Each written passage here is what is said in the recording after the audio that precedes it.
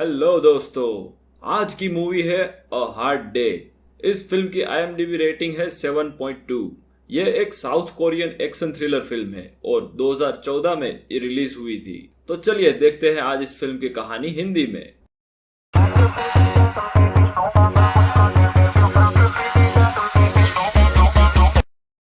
ये डिटेक्टिव गुनसू है।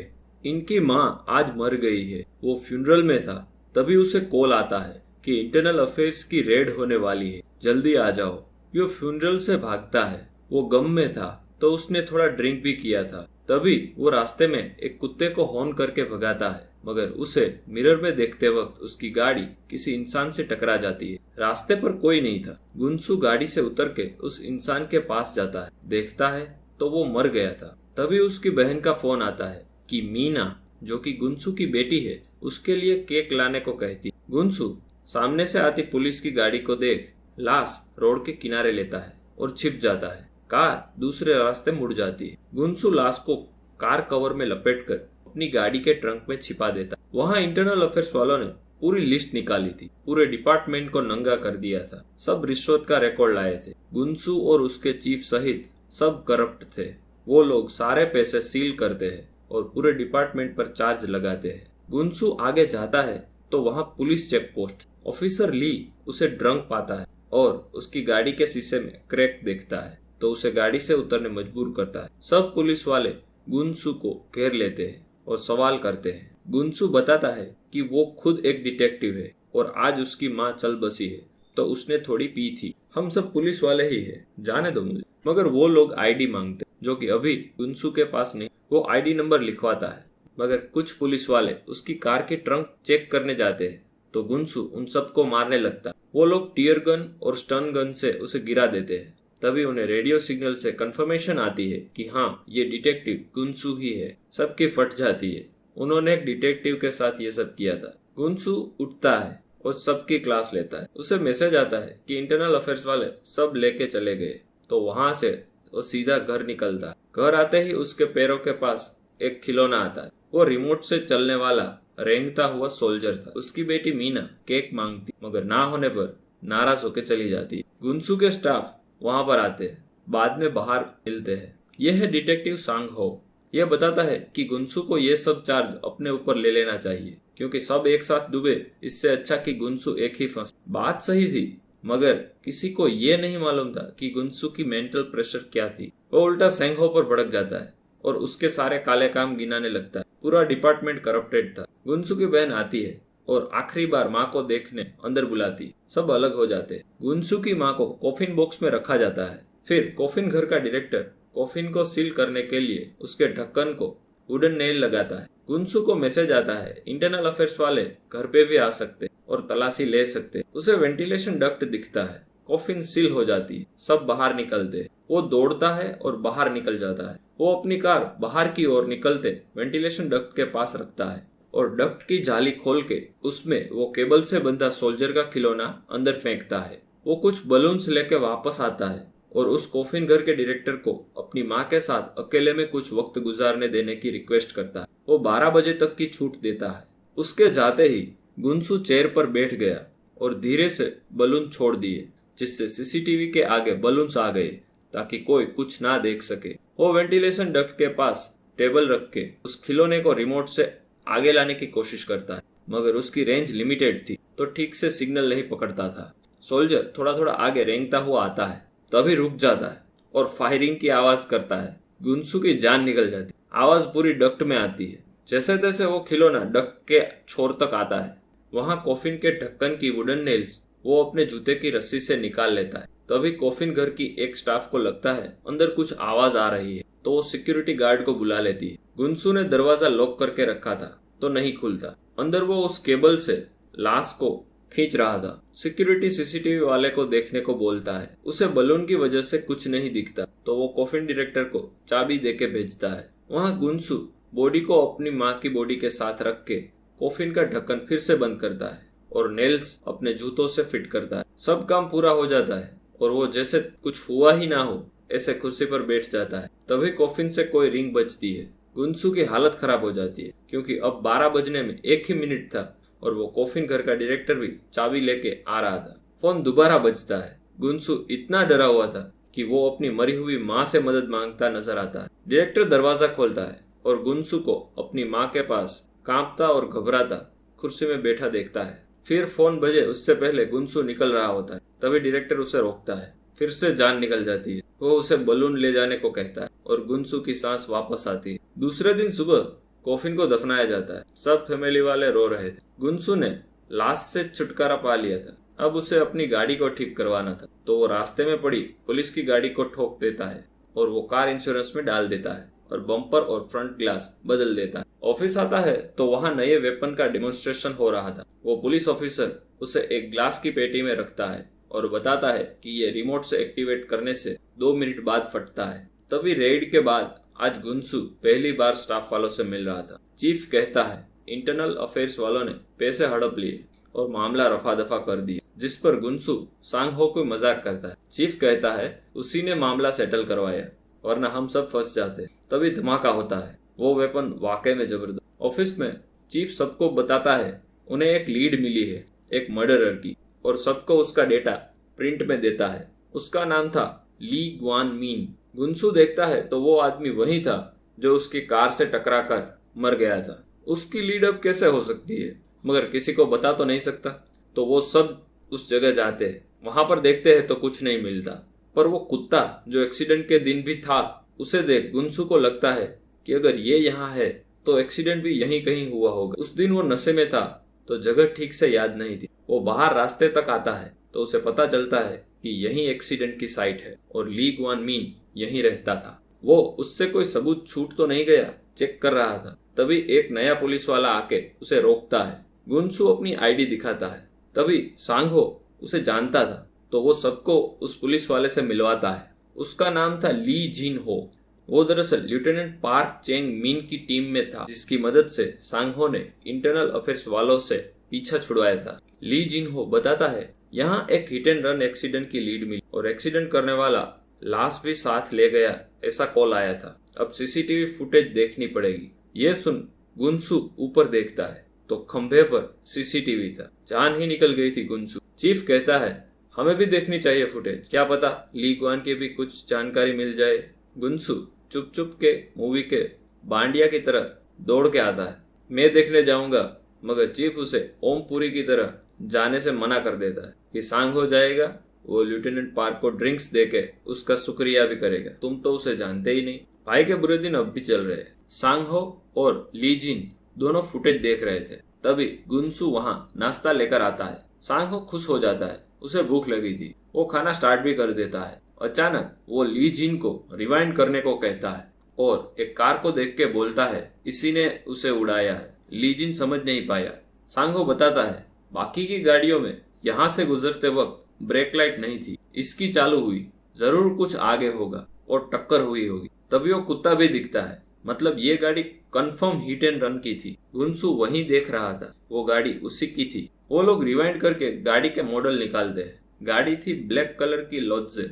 गुनसू की हालत खराब। नंबर प्लेट देखते हैं। सांगहो कहता है पहला डिजिट है 8। गुनसू खुद को बचाने के लिए कहता है मुझे 3 लग रहा है, मगर ली जिन कहता है नहीं ये 8 ही है। सांगहो आगे के नंबर बहुत बारीकी से पढ़ने की कोशिश करता है। वहीं गुनसू के पसीने छूट रहे थे कि अगर नंबर निकल गए तो सारी मेहनत बेकार। वीडियो क्वालिटी अच्छी नहीं थी तो दोनों गिव अप कर देते हैं और गुनसू में जान आ जाती है। दूसरे दिन डिपार्टमेंट में कॉल आता है। सामने से आदमी कहता है उसे रिपोर्ट लिखवानी है। गुनसू आगे बताने को कहता है। वो कहता है उसने मर्डरर ली ग्वान को देखा है। गुनसू कहता है प्रांक कॉल मत किया करो और फोन काट देता है। वो दोबारा कॉल करता है। वो आदमी पूछता है आप बताएंगे ये आपको प्रांक कॉल क्यों लगा।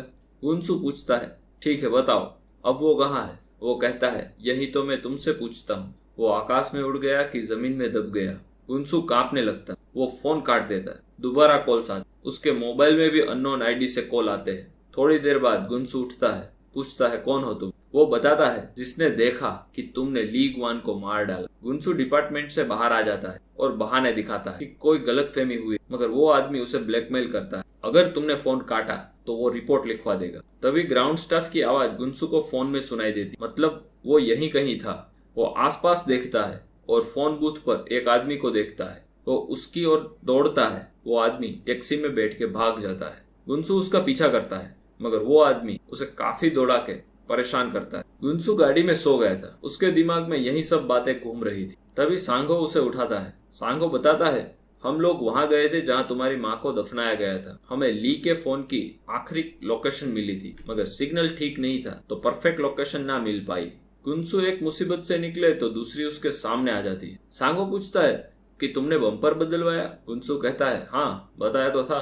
तभी उसका फोन बजता है। बाकी के स्टाफ डिपार्टमेंट में चले जाते। गुनसू बात करता है। सामने से वो आदमी हंस रहा था। गुनसू कहता है, वो बात करने तैयार है, बस एक सवाल, इतना अंधेरा था, तुमने मुझे ली को दफनाते कैसे देखा? वो आदमी कहता है, अंधेरा हुआ तो क्या मैं देख नहीं पाता? अब गुनसू को पता चल गया कि उसने कुछ देखा ही नहीं, क्योंकि ली गुआन की बॉडी तो सुबह दफनाई गई और वो उस आदमी को गालियां देने लगता है। उसको पता ही नहीं कि ली गुआन कहाँ पर है, तो साबित नहीं कर सकता। वो डिपार्टमेंट में अंदर जाता है तो एक के बाद एक कॉल चालू हो जाते हैं। कोई भी उठाए वो इंसान गुनसू से ही बात करेगा ऐसा बताता है। गुनसू कहता है प्रैंक कॉल से। वो काफी नर्वस हो जाता है, मगर सबको अजीब लगता है। वो फोन उठा के काट देता है। तभी एक आदमी काले कोट में अंदर आता है और गुनसू को 2-4 थप्पड़ मार देता। सब उसे पकड़कर मामला पूछते हैं। वो आदमी नजदीक से देख के बताता है, सॉरी, तुम तो कोई और हो, मुझे तो किसी ने उल्लू बनाया था, उसकी शक्ल तुमसे मिलती। वो दोबारा सॉरी बोलता है। गुनसू तो कुछ बोल ही ना सका, कांप रहा था। सेंगो अपने चीफ को कहता है, ये लेफ्टिनेंट पार्क चेंग है जिसने हमें इंटरनल अफेयर्स में मदद की। वो थोड़ी देर बाद वॉशरूम जाता। गुनसू भी उसके पीछे अंदर जाता है और उससे पूछता है, क्या चाहिए? तो पार्क बताता है, एक ही बात और कोई सवाल नहीं, ली ग्विंग को ले आओ, कल सुबह तक का वक्त। गुनसू पहले मना करता है। वो पार्क को मारता भी है, जिससे पार्क को कुछ नहीं हो रहा होता, वो बस नाटक कर रहा होता। बाद में वो गुनसू को काफी पीटता है और उसका सर टॉयलेट ब्लॉक में डाल के फ्लश करता है। गुनसू बुरी तरह से तड़प रहा था, वो मर ही जाता। तभी पार्क उसे निकालता है। गुनसू ने मानो मौत देख ली थी। वो ली गुआन को देने को मान जाता है। गुनसू फिर से उस जगह जाता है जहां अपनी माँ को दफनाया था। वो फिर से खड्डा खोदता है, कॉफिन में से ली गुआन को निकालता है। उसे ये समझ नहीं आ रहा था कि एक मरा हुआ इंसान पार्क को क्यों चाहिए। वो उसे चेक करता है, देखता है तो उसकी चेस्ट पर 2 गोली लगी थी, मतलब किसी ने पहले से ही उसे मारा था। वो सब पॉकेट्स देखता है, उसमें 2-3 विजिटिंग कार्ड्स थे और उसका फोन मिल। वो फोन लेके ली गुआन के घर जाता है। फोन चार्जिंग में रखता। स्विच ऑन होते ही उसका फोन बजता है। गुनसू उठाता है तो आवाज आती है, तुझे फोन ही नहीं लग रहा था, वो पार्क ने तुझे पकड़ लिया था क्या?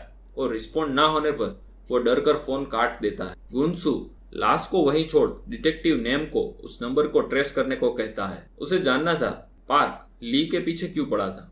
वहां सांगहो डिटेक्टिव नेम को पूछता है, क्या बात है? वो कुछ नहीं बताता और पूरे स्टाफ की ट्रैफिक फाइन की नकल देता है। सांगहो देखता है उसमें गुनसू की कार थी।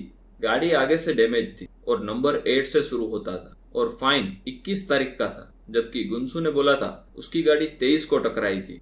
गुनसू लोकेशन ट्रेस होते ही उस आदमी को पकड़ लेता है। उसे छत से टांगने पर वो सच उगलता है। पार्क ने करीब करीब टन जितना ड्रग्स कस्टम से सील किया था। उसने ड्रग्स नष्ट करने का नाटक किया, सारा ड्रग्स लैब में पानी में बहा दिया, जबकि वो पानी में घुला हुआ ड्रग्स इकट्ठा किया और उससे फिर से सारा माल बनाया। ली गुआन ने सब काम संभाला था। पार्क ने कुछ माल बेचा और क्लब्स चलाए। वो एक बड़ा प्लेयर था ड्रग्स में। माफिया के साथ उसकी डील होने ही वाली थी। तभी ली माल और पैसे लेकर गायब हो गया और ली के पास उसकी प्राइवेट की थी। गुनसू वापस ली की बॉडी के पास आता है और मेटल डिटेक्टर से बॉडी चेक करता है। उसने अपने पिछवाड़े में एक बुलेट शेप में कुछ छिपाया था। वह उसे खोल के देखता, तभी सांगहो वहां पर आ जाता है और गुनसू को गिरफ्तार कर लेता है। उसे हथकड़ी लगा देता है। दोनों एक जगह रुकते हैं और बात करते हैं। सांगहो कहता है, हम करप्ट हैं, लेकिन तुम तो सारी हद पार कर गए। मुझे तुम पर नहीं, तुम्हारी बेटी पर तरस आता है। और वो उसकी हथकड़ियां खोल देता है। गुनसू उससे मदद मांगता है कि उससे कोई पुलिस वाला ब्लैकमेल कर रहा है। वो और कोई नहीं, लेफ्टिनेंट पार्क चेंग है। तभी गुनसू का फोन बजता है। वो उठाता है। पार्क कहता है, तुम अगर सांगहो पर बोझ बनना नहीं चाहते तो कार से निकल जाओ और रास्ते के पास खड़े हो जाओ। गुनसू वैसे ही करता है और फोन कट जाता है। तभी एक बड़ा सा कंटेनर सांगहो की कार पर गिरता है। कार पूरी तरह से कुचल गई थी। गुनसू की आवाज चली गई। वो उसका दोस्त था जिसने अभी अभी उसे माफ किया था। गुनसू को फिर से फोन आता है। वो भड़क जाता है, कहता है अब वो तुम्हारी बात नहीं मानेगा, अब वो सब बात पुलिस में बताएगा और खुद भी सरेंडर करेगा। उसे अब डर नहीं। तभी पार्क गुनसु के घर की आवाज सुनाता है। गुनसु को अपनी बहन और अपनी बेटी की आवाज आती है। वो डर जाता है और फिर से गिड़गिड़ाने लगता है। वो घर की ओर बढ़ता है। घर आता है तो पूछता है कोई आया था। उसकी बहन बताती है हाँ तुम्हारा दोस्त आया था और मीना के लिए खिलौना लाया और फिर कभी आएगा ऐसा बोल के चला गया। गुनसु को मैसेज आता है कल सुबह 6 बजे इस लोकेशन पे लीग वन को लेके आ जाना। गुनसु को अब डर लग रहा था कि पार्क उसकी फैमिली को हर्ट कर सकता है, तो वो एक होटल की बुकिंग करता है और सबको वहां चले जाने को कहता है। वो काम खत्म करके वहां आ जाएगा। गुनसु सीधा डिपार्टमेंट इन्वेंट्री में अपनी गन के ब्लैंक राउंड जमा करा के लाइव राउंड्स लेता है। उसे पेपर साइन करने थे मगर पेपर पूरे हो जाते तो वो ऑफिसर दूसरे पेपर लेने जाता। तभी गुनसु उस गैजेट को देखता है जो 2 मिनट बाद धमाका करता है। वो चुपके से उसे ले लेता है। वो उसे लीग वन की बॉडी में छिपा देता है और ट्रिगर अपने कार की चेन में रख देता है। वो उस लोकेशन पर पहुंचता है। कोई डैम की साइट थी। पार्क उसे बॉडी लाने को कहता है। गुनसु बॉडी को पार्क की गाड़ी में रखता है। पार्क गुनसु को दबोच कर उसे चेक करता है। उसकी गन से गोलियां नीचे फेंक देता है। गाड़ी की चाबी निकालता है और कुछ नहीं मिलता। फिर वो बॉडी को मेटल डिटेक्टर से चेक करता है। डिटेक्ट होते ही वो खुश हो जाता है। अब भी वो अंदर ही है, जबकि वो सायरन गैजेट की वजह से बजा था। गुनसु पूछता है तुमने ली को गोली मारी थी? पार्क कहता है हाँ। फिर वो तुम्हारी कार से टकरा गया तो बोलो किसने मारा? वो गुनसु को जाने को कहता है। गुनसु ट्रिगर दबा देता है। वो जा रहा होता है तभी पार्क उसे डराने गोली चलाता है। गुनसु कहता है अगर तुमने मुझे मार दिया तो एक शेड्यूल्ड ईमेल तुम्हारे डिपार्टमेंट में सबको जाएगा जिसमें तुम्हारी सारी ड्रग्स की हेराफेरी और डिटेक्टिव सांग हो के मर्डर की बात है। मुझे पता है तुमने और भी कई सारे काले काम किए होंगे मगर ये दोनों तुम्हें जेल भिजवाने काफी होंगे। वहाँ पार्क को कोई फर्क नहीं पड़ रहा था तो गुनसु पार्क के पास जाकर उसका हाथ पकड़कर गन अपने सिर पर रख देता है कि मार दो गोली। उसे भी फर्क नहीं पड़ता। पार्क गन हटा लेता है। कहता है वो गोली नहीं मारेगा। तुम बहुत काम के हो, आगे बहुत काम साथ में करेंगे। और वो अपनी कार में बैठ जाता है। गुनसु अपनी गाड़ी की ओर जाता है। उसकी गाड़ी गुनसु की तरफ आ रही थी। अब गुनसु डर रहा था। गाड़ी थोड़ी ही आगे जाती है और ब्लास्ट इतना जबरदस्त था कि गाड़ी उछल के डैम में गिर जाती है। गुनसु जल्दी से साइड पर पड़ी अपनी गोलियां उठाता है और देखता है कि कार में से वो ऊपर तो नहीं आया।